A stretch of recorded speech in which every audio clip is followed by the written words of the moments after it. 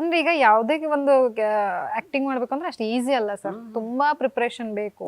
So ಅವ್ರು ಹೆಂಗ್ preparation ಆಗ್ತಾ ಇದ್ರ ನಿಮ್ಮ ಹತ್ರ, ಅಥವಾ ನೀವು ಈಗ ಹೇಳಿದ್ರಲ್ಲ ಕಾನ್ವರ್ಸೇಷನ್ ನಾರ್ಮಲ್ ಆಗಿ ನಾವು ಇಬ್ರು ಪಂಚ್ ಮೇಲೆ ಪಂಚ್ ಡೈಲಾಗ್ ಕೊಡ್ತಿದ್ವಿ ಅಂತ, ಹಂಗೆ ಪ್ರಾಕ್ಟೀಸ್ ಮಾಡಿದ್ರೆ? ಹೌದು ಹೌದು ಹೌದು, ಹಂಗೆ 10 ದಿನ ಪ್ರಾಕ್ಟೀಸ್ ಮಾಡೋದು ನಾನು ಅವನು, 10 ದಿನ ಎಲ್ಲ ರಿಹರ್ಸಲ್ ಮಾಡೋದು. ಹಂಗಿದ್ರೆ ಈಗ ಬಿಗ್ ಬಾಸ್ ಮನೇಲಿ ಇರುವಂತಹ ಗಿಲ್ಲಿ ಹೊರಗಡೆಗೂ ಒಳಗಡೆಗೂ ಏನ್ ವ್ಯತ್ಯಾಸ, ಏನಾದ್ರು ಒಂದ್ ಸ್ವಲ್ಪ ಆದ್ರೂ ಕಂಡು ಬಂದಿದ್ಯಾ ತಮ್ಮ? ಏನು ಕಂಡು ಬಂದಿಲ್ಲ, ಅವನೇನು direct shooter. As it is dialogue ಕೇಳಿದ್ರೆ ಇಮಿಡಿಯೇಟ್ ಶೂಟ್ ಮಾಡ್ತಾನೆ. ಅದೆಲ್ಲ ಸುಮ್ಮನೆ ಬರಲ್ಲ, ಅನುಭವಿಸಿದ್ರೆ ಕಷ್ಟ ಗಿಷ್ಟ ಇದನ್ನೆಲ್ಲ ಅನುಭವಿಸಿದ್ರೆ ಮಾತ್ರ ಬರುತ್ತೆ. ಯಾರು ಕೌಂಟರ್ ಏನಾದ್ರು ಕೊಟ್ಟರೆ ಹಿಂಗೆ ಕೂತಿರ್ತಾರೆ ಅಶ್ವಿನಿ ಮೇಡಮ್, ಇಲ್ಲೋ ರಘುವಣ ಹಿಂಗೆ ಕೂತಿರ್ತಾನೆ ಏನು ಹೇಳಬೇಕು ಅಂತ ಯೋಚನೆ ಮಾಡ್ಕೊಂಡು. ಅದು ಬಿಟ್ರೆ ಗಿಲ್ಲಿಯವ್ರು ಏನಾದ್ರು ಹೇಳಿದ್ರೆ ಇಮಿಡಿಯೇಟ್ ಕೌಂಟರ್ ಕೊಟ್ಬಿಟ್ಟಿರ್ತಾರೆ.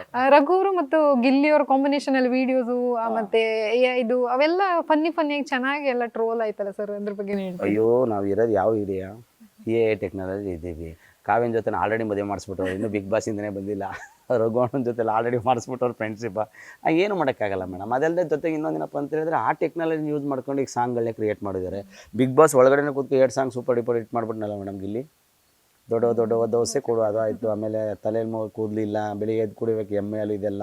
ಈಗ ನೆಕ್ಸ್ಟ್ ಮಾಡಿದ್ನಲ್ಲ, ಇಲ್ಲೇ ಇದ್ದರೆ ಆನಂದ, ಮನೆಗೆ ಹೋದರೆ ಗೋವಿಂದ, ಹಿಂಗೆ ಹಂಗೆ ಬರ್ಕೋತಾನೆ. ಆಮೇಲೆ ಮಲ್ಕಾಡ್ತಾನೆ ಅವ್ನು, ಗಿಲ್ಲಿ ಮಲ್ಕೋಬೋದು. ಅವ್ನು ಮಲ್ಕೊಂಡ್ರು ಒಳಗಡೆ ಸಿಕ್ಕಾಬಟ್ಟೆ ಕೆಲಸ ನಡೀತಾ ಇರುತ್ತಾ. ಅಂದ್ರೆ ಯಾವತ್ತು ಮೈಂಡ್ಗೂ ಫ್ರೀ ಕೊಡಲ್ಲ, ಅವರು ಫ್ರೀ ಇರಲ್ಲ. ಮೈಂಡ್ ಫ್ರೀ ಕೊಡ್ತಾನೆ, ಕ್ರಿಯೇಟಿವಿಟಿ ಆ ಕೆಲಸ ಅದು ನಡೀತಾ ಇರುತ್ತೆ. ಓಕೆ.